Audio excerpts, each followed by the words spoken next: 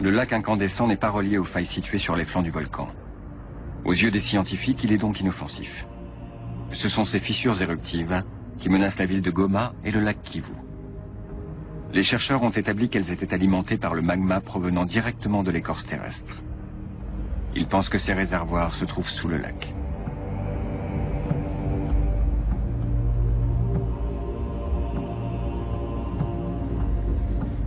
Le plus inquiétant, c'est que ces failles de sortie se déplacent. Il y a quelque temps, elles se situaient près de cet ancien cratère. Peu à peu, elles se sont rapprochées de l'agglomération. La menace est plus présente que jamais. La prochaine éruption pourrait bien atteindre la ville et le lac Kivu. Des lacs volcaniques se formeraient alors, creusant de gigantesques cratères dans le sol. Les villes de Goma et de Gisenyi seraient rayées de la carte. Qu'adviendrait-il du lac Kivu? 2 ans ont passé. Sur la côte de Gisenyi, rien n'a changé. Mais le PDG de la société WES, Harald Fogge, en a eu assez. Il a jeté l'éponge. Le projet est menacé. Le comité d'experts internationaux se retrouve à l'hôtel Serena pour une discussion à huis clos. Des différends sont apparus. Le groupe semble se scinder en deux.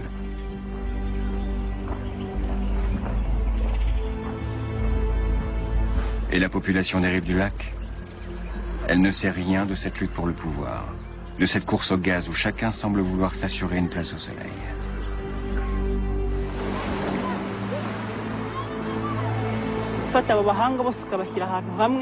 Quand tous ces experts se réunissent, chacun tente de mettre ses propres intérêts et son point de vue en avant.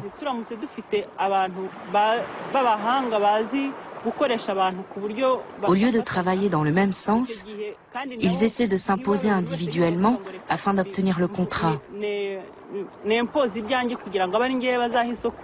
On ne sait plus ce qu'il faut faire et ne pas faire. Il faudrait que les experts se mettent d'accord sur la meilleure solution possible.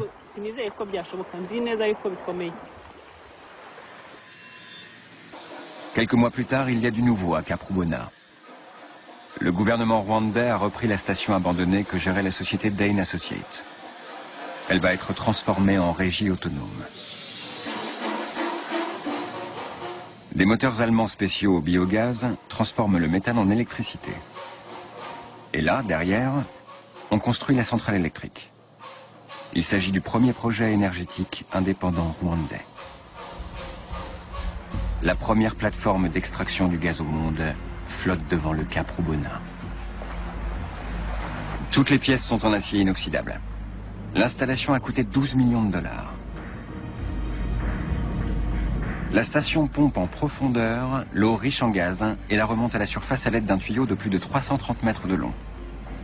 Un séparateur isole le méthane et l'eau, débarrassée de son gaz, est rejetée à 90 mètres de profondeur. Le méthane est purifié et comprimé avant d'être transporté à terre via un gazoduc.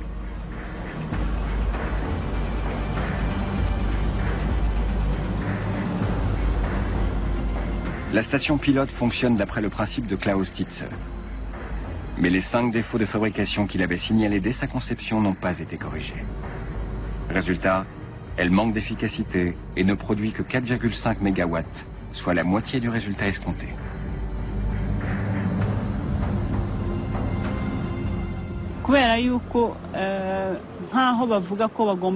Le rejet de l'eau se fait aujourd'hui à une profondeur de 90 mètres.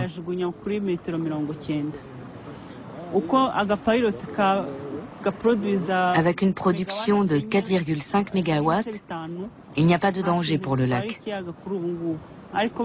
En revanche, si on atteignait les 20 ou 30 MW, ce serait différent.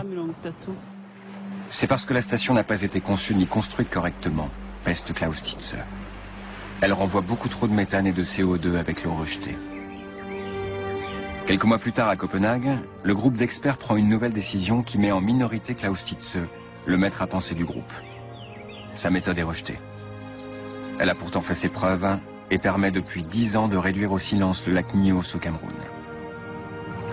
Faut-il que son cher lac Kivu connaisse un funeste destin ? La décision n'est pas entre ses mains, elle a toujours été politique. Nous sommes tombés d'accord sur le principe de rejeter l'eau à 250-270 mètres de profondeur pour éviter d'altérer la biozone.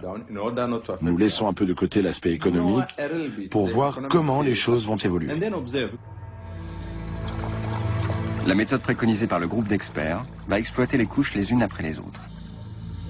Mais l'eau de rejet va emporter au fond jusqu'au réservoir lui-même la plus grande partie du dioxyde de carbone. Le danger, c'est que le gisement s'amenuise peu à peu.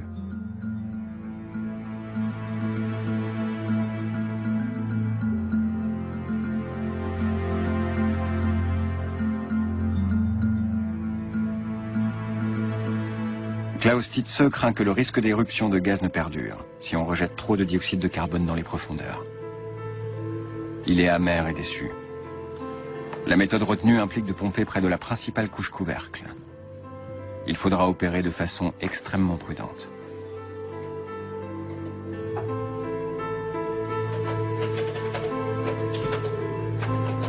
Je crains que ce ne soit pas fait avec suffisamment de précision. Si on ne détermine pas la densité de façon exacte, l'eau ne sera pas renvoyée à la bonne profondeur. La couche de forte densité qui retient le gaz risque de se réduire peu à peu. On ne pourra pas vider le lac de tout son gaz et le danger d'explosion perdurera pendant des siècles.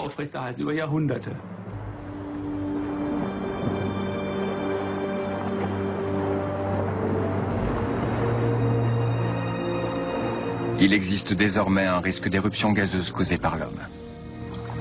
Pour le prévenir, Klaus Titze préconise de débarrasser le lac de tous les gaz nocifs. Au bout de 50 ans, le lac Kivu serait propre et tout danger aurait disparu.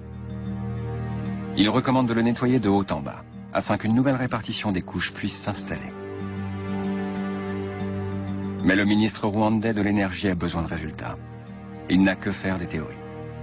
Le problème avec toutes ces hypothèses, c'est qu'elles entraînent des discussions sans fin.